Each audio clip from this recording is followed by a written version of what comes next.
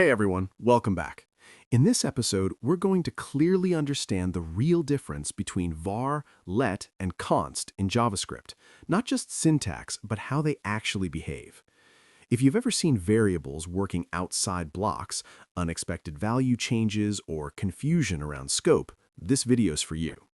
By the end of this video, you'll know why these three exist, how scope really works, and which one you should use in real projects, without unnecessary theory. All right, let's start. When JavaScript was first introduced, there was only one way to create variables, and that was var. At that time, JavaScript was used mainly for small scripts, so this wasn't a big problem. But as applications became larger, developers started facing issues where variables changed values in places they didn't expect. The code still ran, but the output was wrong.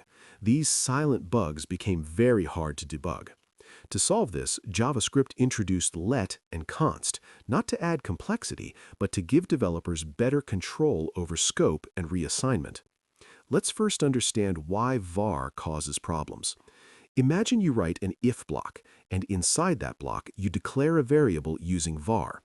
If the condition is true, you assign a value.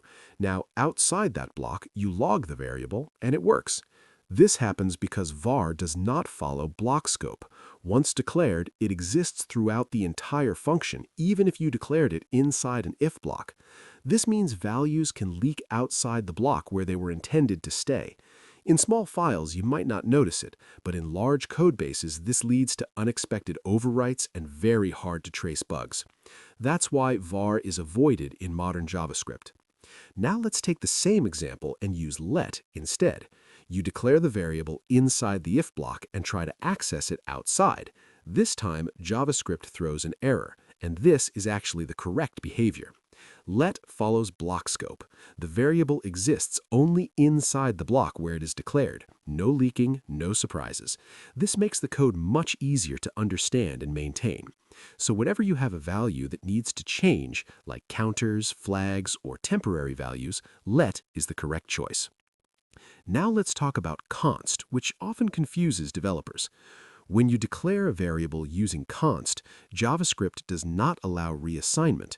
If you try to assign a new value, it throws an error immediately.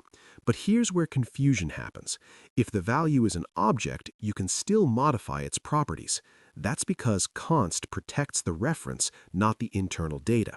You cannot point the variable to a new object, but you can update what's inside the existing one.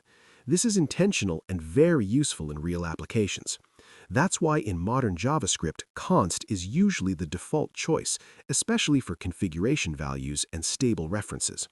So if you've ever wondered why var works outside blocks, why let throws errors, or why const allows object changes, the reason is simple. Each keyword enforces a different level of control over your code. They're not just syntax choices, they're design decisions.